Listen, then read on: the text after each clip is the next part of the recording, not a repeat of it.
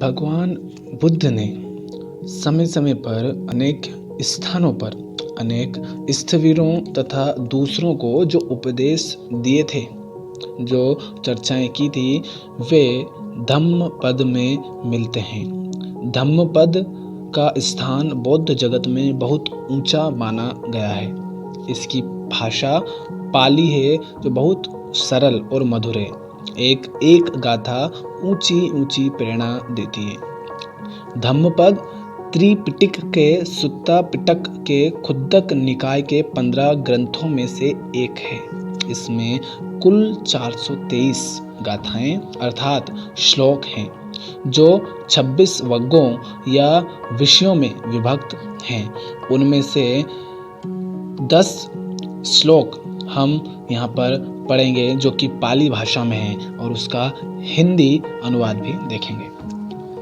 तो प्रथम श्लोक है, आकोक्षी मम अवधि मम अजिनी मम अहासी में ये च तम उपनयहन्ति वैरम तेसम समति। ये यमक वर्ग एक है। तो इस श्लोक का अर्थ क्या है?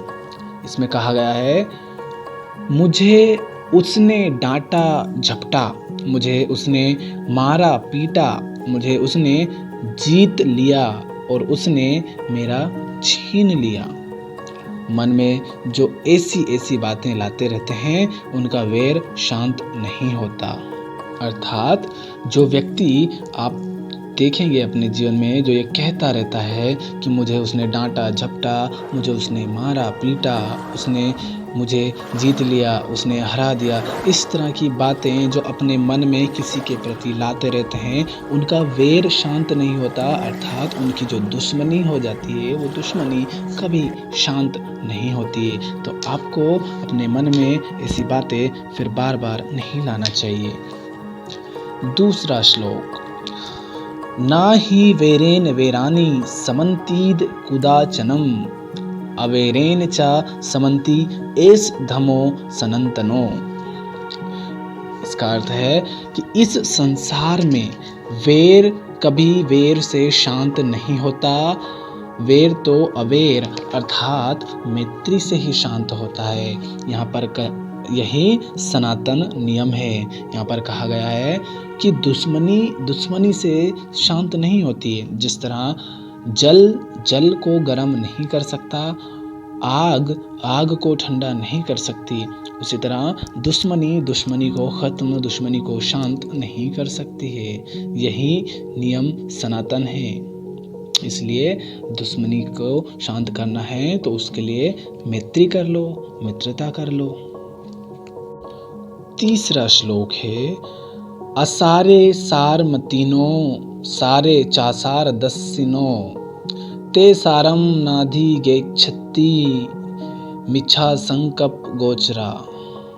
इसका अर्थ है, मिथ्या संकल्प में पड़े हुए जो लोग असार को सार समझते हैं और सार को असार, उनको सार तत्व प्राप्त नहीं होता।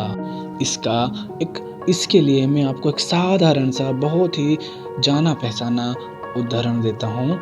आपने देखा होगा जब शराबी को शराब दी जाती है तो वो पीता है और उसे उसमें बहुत रस आने लगता है। तो यहाँ पर यही कहा जा रहा है कि जो व्यक्ति मिथ्या संकल्प में पड़े होते हैं, जो लोग असार को सार समझते हैं, अर्थात जो उनका अहित हो उसको वो हित समझ रहे होते हैं, जो उनका नुकसान करती है उसको वो ऐसा समझते हैं कि उनका फायदा हो रहा है, तो उनको कभी भी सार तत्व अर्थात रस अर्थात सुख अर्थात शांति अर्थात मुक्ति प्राप्त नहीं हो सकती है।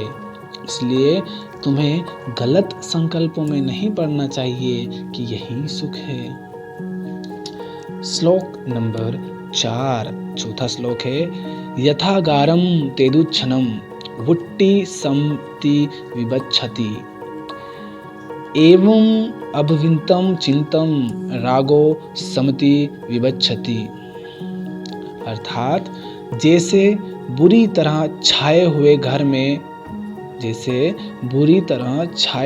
घर में वर्षा का पानी प्रवेश कर जाता है, वैसे ही उस चित्त में राग पेट जाता है जिसने ध्यान का अभ्यास नहीं किया।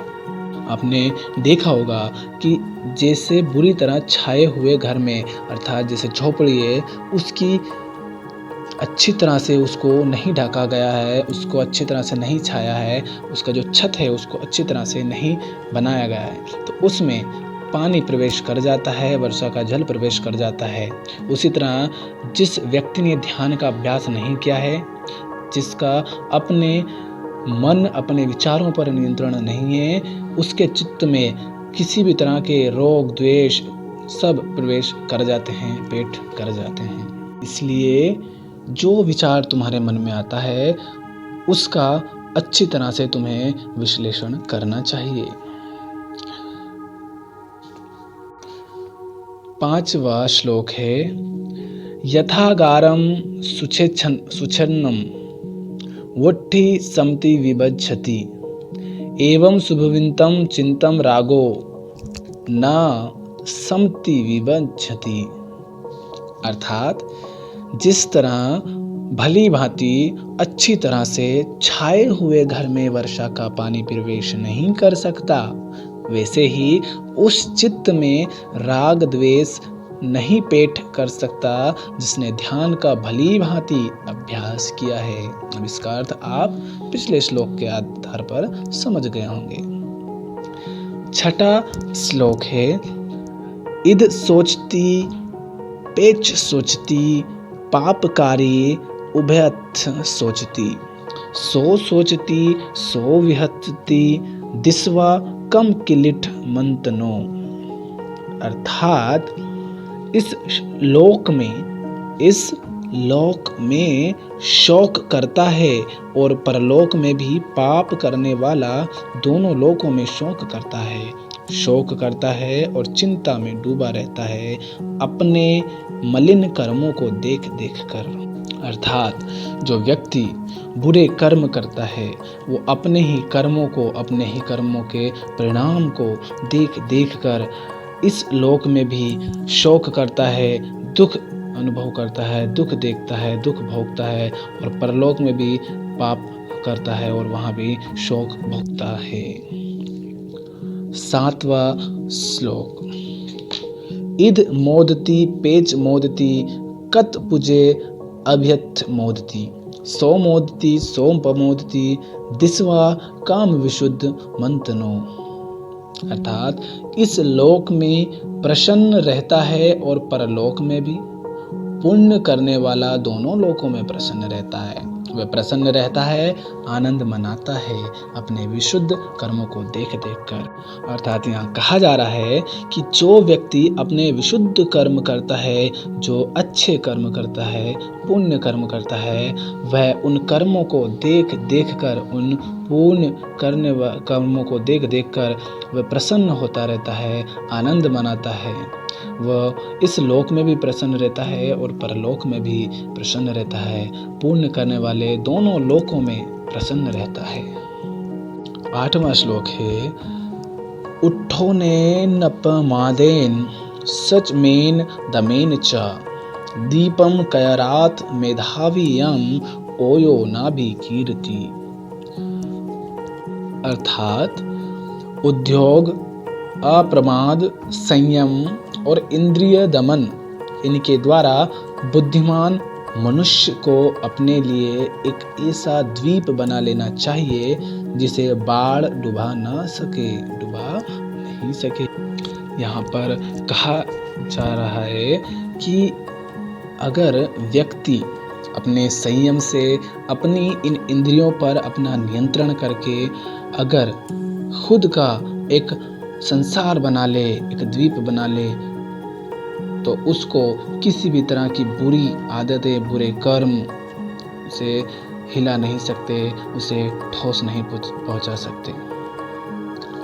9वां श्लोक है, शुद्धु दसम सुनिपुणम यत कामन पातिनम चित्तम रखे मेधावी चिंतम गुतम सुखावहम। अर्थात बुद्धिमान मनुष्य अपने चित्त पर चौकसी रखे। चित्त को समझना आसान नहीं, वे बड़ा ही चालाक है, जहाँ चाहे चला जाता है। अतः अच्छी तरह से रक्षित चित्त ही सुख देता है।